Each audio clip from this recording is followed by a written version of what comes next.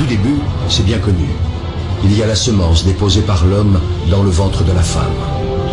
Des spermatozoïdes par millions, un flot, un torrent de spermatozoïdes. Tous vont mourir, tous, sauf un. Pour eux, les messagers de la vie, c'est le début d'une véritable course au trésor, d'un sprint éperdu de plusieurs heures vers un rendez-vous galant, avec au bout, peut-être, la récompense du haut vainqueur et une fabuleuse promesse de vie. La rencontre avec un ovule. Agitant leurs flagelles, les spermatozoïdes progressent des heures durant, millimètre par millimètre, obstacle après obstacle.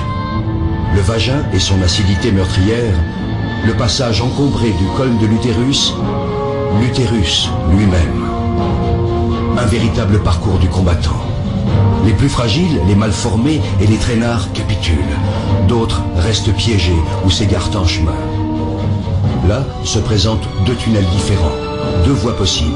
Seulement voilà, une seule de ces voies mène vers l'ovule. Dans cette course effrénée à la vie, il n'y a pas que l'énergie qui compte. Le hasard et la chance ont eux aussi leur mot à dire. De puissants courants freinent leur navigation. Des vagues font onduler un tapis de cils qui contrarie leur progression. Imaginez, les concurrents encore en lice ont déjà presque parcouru l'équivalent, pour eux, de la distance qui sépare la Terre de la Lune. Et pourtant, l'irrépressible force de la vie les pousse sans cesse vers l'avant. Enfin, au bout du long tunnel obscur, tel un astre mystérieux, l'ovule.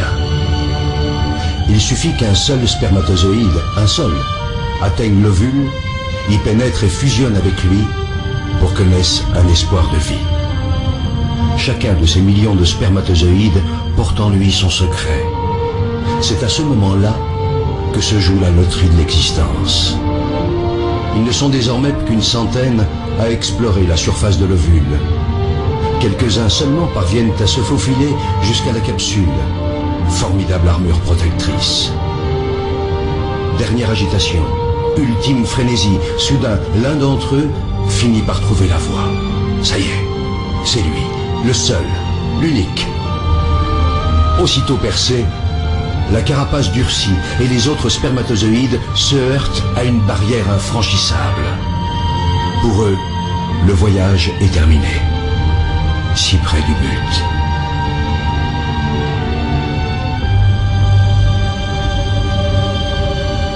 Pour le vainqueur, le périple continue.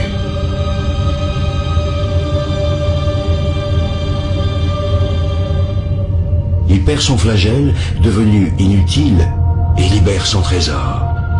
Le patrimoine génétique de Manu s'unit à celui de Barbara. De cette union va naître une cellule unique au monde. Rêve d'amour, fruit du désir, et déjà esquisse de vie. Un œuf. Dès cette seconde, tout est déjà écrit, ou presque. Et puis le processus s'accélère. Une nouvelle vie s'organise. Une nouvelle aventure commence. L'œuf, instantanément, se divise en 2, puis 4, 8, 16, 32 cellules identiques. Il entame en même temps un lent et long voyage. Au 3e jour de son expédition, il plonge dans une immense grotte qui lui sera bientôt familière, l'utérus. Au 6e jour, l'œuf sort de sa coque et se pose délicatement sur la paroi de ce très accueillant refuge. Il se construit un nid où, sauf imprévu, il a élu domicile pour 9 mois. Au fur et à mesure que l'œuf s'enfonce dans la paroi souple de l'utérus, il se transforme de façon radicale. Il commence par élaborer des connexions avec son environnement.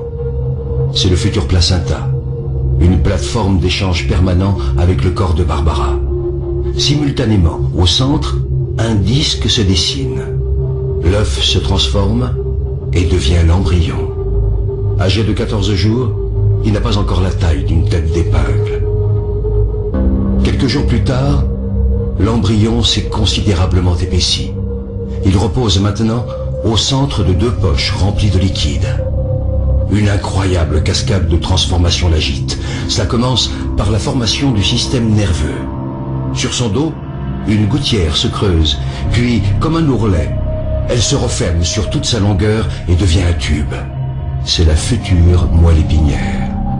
Et ces deux bourrelets géants, ce sont les futurs hémisphères cérébraux. Pendant ce temps, l'embryon s'est enroulé sur lui-même. Un cœur rudimentaire prend lentement forme, des vaisseaux se dessinent. Le système circulatoire du sang s'ébauche. Au fur et à mesure de sa croissance, l'embryon ressemble d'abord étrangement à un poisson, puis un peu plus tard, à un batracien et enfin à un reptile. Tout cela est dans l'ordre des choses. L'embryon humain en formation passe par toutes les étapes de l'évolution des espèces. Il lui reste même encore une queue, qu'il perdra bientôt. En moins de 4 semaines, l'œuf est passé d'une seule à plusieurs millions de cellules parfaitement organisées entre elles.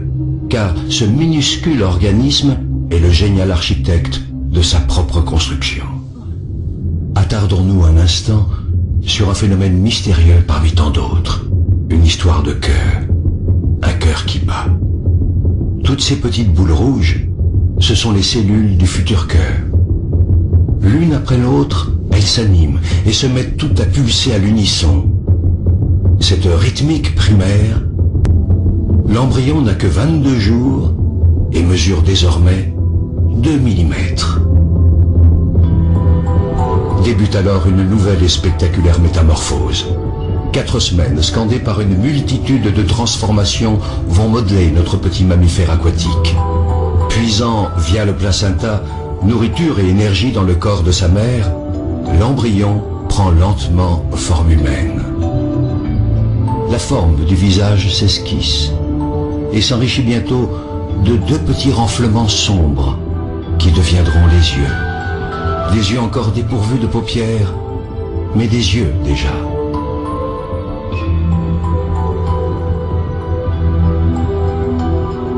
L'ébauche de tous les organes se poursuit. Les cartilages des os, les muscles et les tendons se développent progressivement. L'embryon est maintenant âgé de 34 jours et mesure 5 mm. Sa croissance s'accélère à tel point que chaque jour, il grandit d'1 millimètre. Si les bras et les jambes se dessinent, la queue, elle, se résorbe peu à peu et laissera bientôt place au coccyx.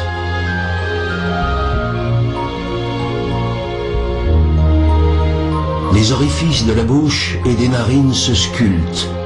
La nuque s'affine.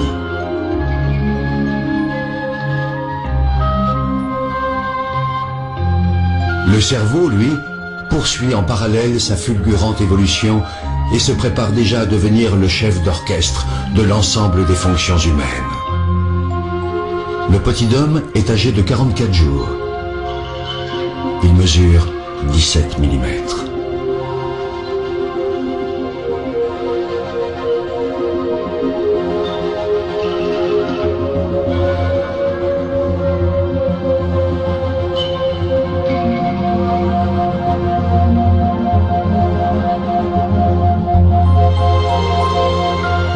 Ses yeux se bordent de fines paupières protectrices. Les os de son dos se solidifient, sa tête se redresse. Son cœur, ses vaisseaux sanguins essentiels et la plupart de ses organes ont trouvé leur place définitive et se mettent à fonctionner.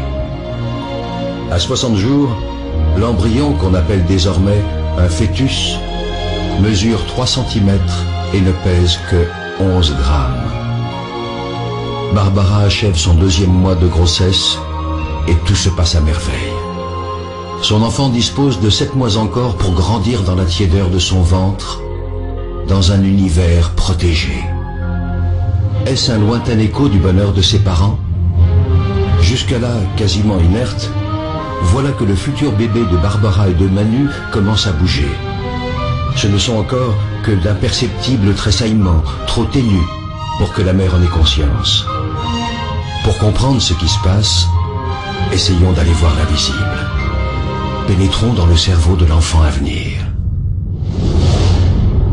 Ici, à chaque minute qui passe, des neurones apparaissent par milliers. Simultanément, ces neurones se connectent les uns aux autres.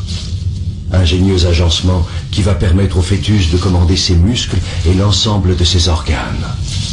Les informations sont transmises sous forme de messages électriques et chimiques. C'est ainsi qu'à sa naissance, l'enfant de Barbara et Manu possédera plus de 100 milliards de neurones connectés les uns aux autres par 1 million de milliards de contacts. Même le réseau téléphonique ou informatique le plus sophistiqué du monde n'est rien en comparaison de cette formidable complexité du cerveau humain. Derrière cette fabuleuse machinerie, c'est le siège de l'esprit qui se développe lentement. Ici s'ancrera le goût du pain, de là jaillira le plaisir du verbe. Ici se déverseront les joies et les chagrins, et de là émergeront les rires ou la colère. Comme si l'écho de cette kyrielle de transformation résonnait en lui, le fœtus s'agite en tous sens. Mais Barbara, elle, ne sent encore rien. Le repas que Barbara vient d'absorber glisse le long de son œsophage. Dans son estomac, les aliments seront broyés et dissous en nutriments, sucre, graisse et protéines. Après bien d'autres péripéties digestives, ils rejoignent sa circulation sanguine.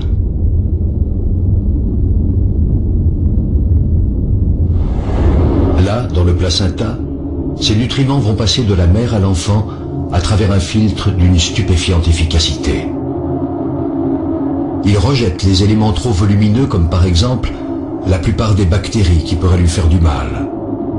Les autres, plus petits, peuvent franchir le barrage. Oxygène, sucre, graisse, protéines, vitamines, minéraux.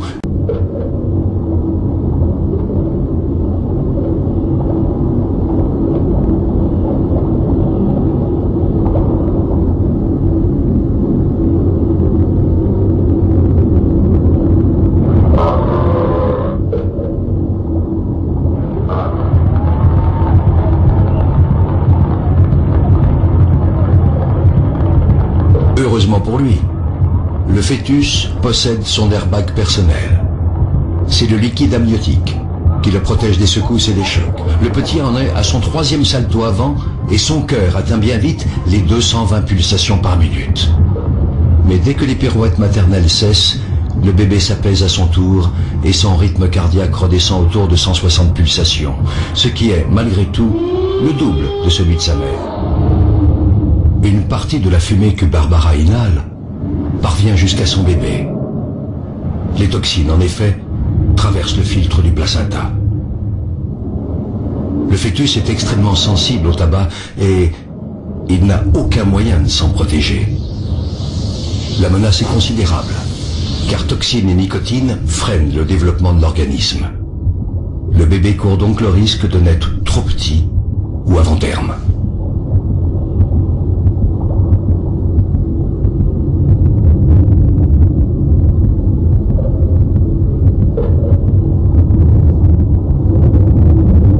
Substances toxiques représentent des dangers potentiels. L'alcool, par exemple, qui passe immédiatement du sang de la mère à celui du fœtus. Les dégâts provoqués peuvent être irrémédiables, malformation physique ou retard mental.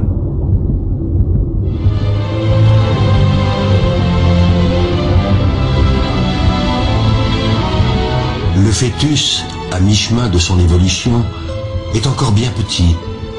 Ses organes sont déjà formés et en place. Désormais, ils vont se développer à un rythme constant et régulier.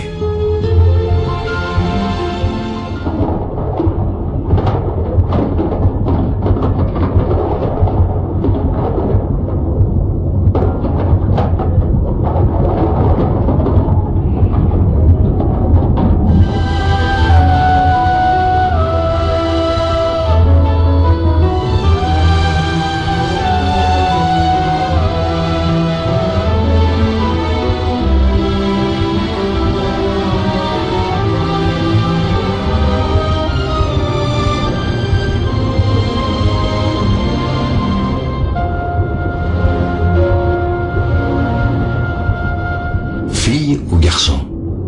Sur le plan génétique, la partie est jouée depuis l'instant de la fécondation. Mais le sexe de l'enfant restera longtemps secret, jusqu'au 3e mois. C'est à cette époque-là de sa vie que se dessinent les organes génitaux qui lui permettront, le jour venu, de procréer à son tour. Le bourgeon génital évolue. S'il s'allonge, ce sera un pénis et donc un garçon. Remplis de spermatozoïdes immatures, ces testicules descendent dans la peau des bourses.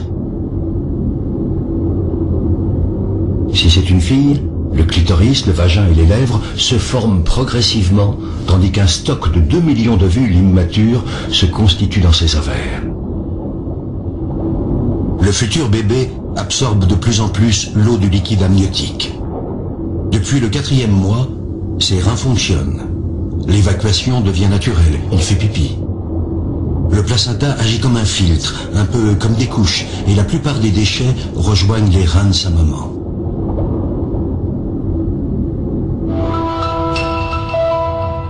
Grâce à l'échographie, le mystère est levé. Ce sera donc une fille.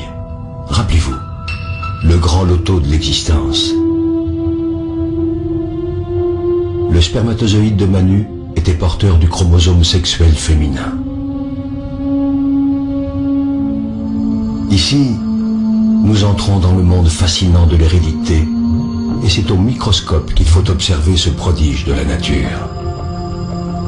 Au commencement, à l'instant de la fécondation, la combinaison des patrimoines génétiques de Barbara et Manu a donné naissance à un œuf unique, portant toutes les potentialités de leur future petite fille. Ces caractéristiques sont inscrites au cœur des gènes et ces gènes sont enfilés comme des perles sur un long collier qu'on appelle l'ADN. Mais la magie ne s'arrête pas là. Chaque fois qu'une nouvelle cellule se divisera au cours du développement de l'embryon, puis du fœtus, l'ADN se reproduira à l'identique dans chacune des cellules.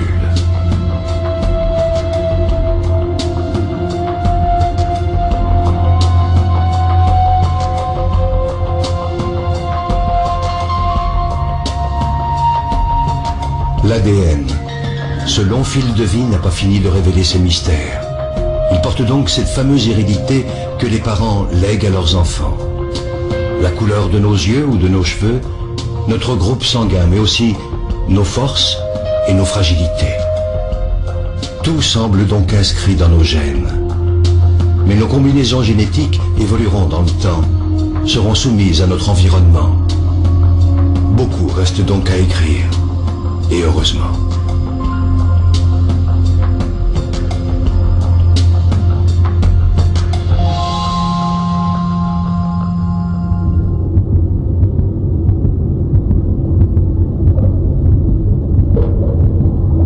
La petite réagit de plus en plus au bruit qu'émet l'organisme de sa mère, les battements de son cœur, mais aussi et surtout le son de sa voix, qu'elle apprend peu à peu à reconnaître.